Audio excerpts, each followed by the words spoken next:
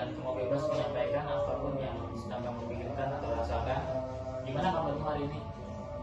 Saya nggak tahu nih ya Pak, saya harus jawab apa. Jujur saya akhir-akhir ini tuh perasaan saya campur aduk, bingung, capek, dan stres Pak. Saya pengen cerita sebetulnya, cuman takut dibilang lebay. Di sini kamu tidak akan dinilai atau dianggap berlebihan. Bagus, semua yang kamu rasakan valid dan penting. Boleh kamu mulai ceritakan apa yang akhir-akhir ini paling membebani kamu. Saya lagi bingung banget nih soal pilihan kuliah saya nanti Pak. Soalnya orang tua saya dari dulu tuh kepengennya saya jadi dokter, tapi saya sendiri ngerasa itu bukan di bidang saya Pak. Saya lebih suka desain, seni visual, bikin ilustrasi. Tapi setiap kali saya ngomongin itu, mereka langsung nolak mentah-mentah gitu Pak. Jadi kamu punya minat besar di dunia seni dan desain. Iya Pak. Tapi orang tua kamu sangat menekankan kamu agar masuk jurusan kedokteran, dan itu membuat kamu berada dalam tekanan besar, gitu. Iya betul Pak. Rasanya kayak saya harus jadi orang lain biar mereka senang gitu Pak. Saya pernah nyoba bilang pelan-pelan ke orang tua saya kalau misalkan nanti saya udah kuliah saya mau milih jurusan DKV. Tapi reaksi mereka tuh kayak seolah-olah nyakitin mereka gitu Pak reaksinya.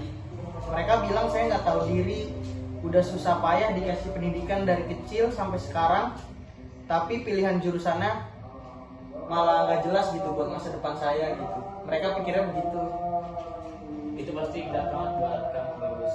Seolah-olah apapun yang kamu rasakan atau pikirkan itu tidak dianggap penting oleh mereka, padahal kamu hanya ingin jujur dengan dirimu sendiri gitu kan. Iya betul Pak. Saya juga sering banget ngerasa bersalah, tapi juga kesel gitu Pak, karena saya pengen punya masa depan yang sesuai sama apa yang saya senengin gitu. Saya takut masuk dokteran cuma buat nyenengin mereka, sementara saya nggak tahu gimana gitu. Tapi saya jadi orang. Saya bisa mendengar betapa dalamnya konflik batin yang kamu alami. Di satu sisi kamu ingin membahagiakan orang tua kamu, tapi di sisi lain kamu juga ingin hidup sesuai dengan nilai dan minat yang kamu miliki. Itu adalah dilema yang sangat manusiawi. Kadang saya juga ngerasa iri sama teman-teman saya Pak, yang orang tuanya ngedukung apapun pilihan anaknya gitu. Saya menangkap bahwa kamu ini selama ini sering memendam perasaan ya, seolah-olah kamu harus menampilkan sesuatu yang tidak benar-benar kamu rasakan hanya agar tidak membuat orang kecewa. Iya Pak, saya selalu bilang iya di depan mereka gitu, walaupun sebenarnya hati saya bilang tidak. Saya takut kalau misalkan saya jujur, saya jadi anak yang durhaka Pak. Oke, saya mengerti, tapi boleh saya sampaikan satu hal. Kejujuran terhadap perasaan diri sendiri bukan untuk durhaka.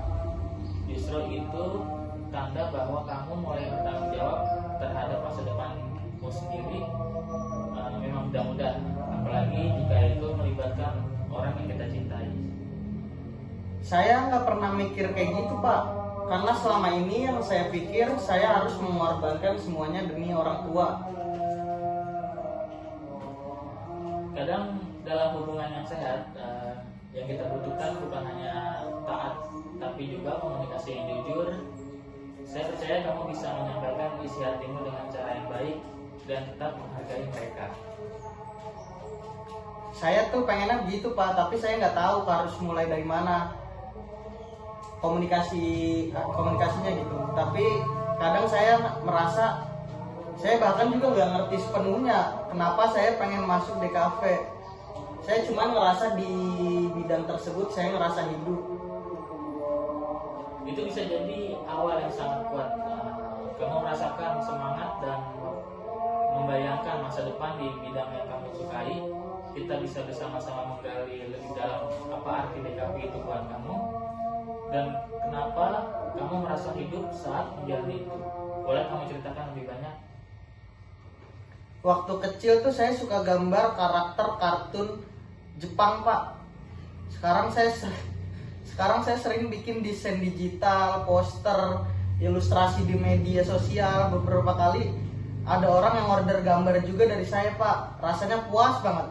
Kayak saya tuh melakukan sesuatu yang bermanfaat dan saya sendiri juga senang ngelakuinnya. Kedengarannya kamu sudah cukup punya pengalaman dan koneksi emosional dengan dunia desain. Itu bukan keputusan impulsif, melainkan sudah berkembang sejak lama. Itu luar biasa. Tapi saya bingung nih, Pak. Orang tua saya tuh selalu bilang cita-cita itu jangan berdasarkan hobi, tapi bukankah hidup itu harus dikerjakan dengan hati juga ya, Pak? Saya setuju. Hobi yang ditekuni bisa menjadi profesi, dan hidup yang dijalani dengan hati bisa memberi makna yang dalam. Saya melihat bahwa kamu punya keberanian untuk mulai menyuarakan isi hatimu walau masih ada rasa takut. Saya pengen bisa bicara ke orang tua pelan-pelan tanpa bikin mereka marah gitu, Pak. Tapi kadang saya juga capek kalau misalkan terus-menerus menyenangkan hati orang tua saya tapi saya sendiri terluka. Kamu sedang belajar menjadi pribadi yang otentik. Itu proses yang tidak mudah. Tapi saya sangat menghargai kejujuranmu hari ini. Saya bisa bantu kamu menyusun cara menyampaikan isi hatimu dengan tenang dan tetap penuh hormat. Saya pengen belajar itu, Pak. Kalau saya bicara dari hati, mungkin mereka juga bisa lebih mengerti. Benar, kita akan latihan bersama. Hari ini kamu sudah membuat langkah besar. Saya bangga kamu datang dan berbagi dengan sangat terbuka. Kamu tidak sendirian dalam proses ini. Terima kasih ya, Pak. Saya nggak nyangka rasanya bisa lega dan enak gitu jadinya. Cuman karena didengerin, saya baru sadar betapa pentingnya ruangan yang kayak gini, Pak. Oke, baik, bagus. Terima kasih atas kadar kamu hari ini. Sampai jumpa dalam waktu. Terima kasih. Terima kasih juga, Pak.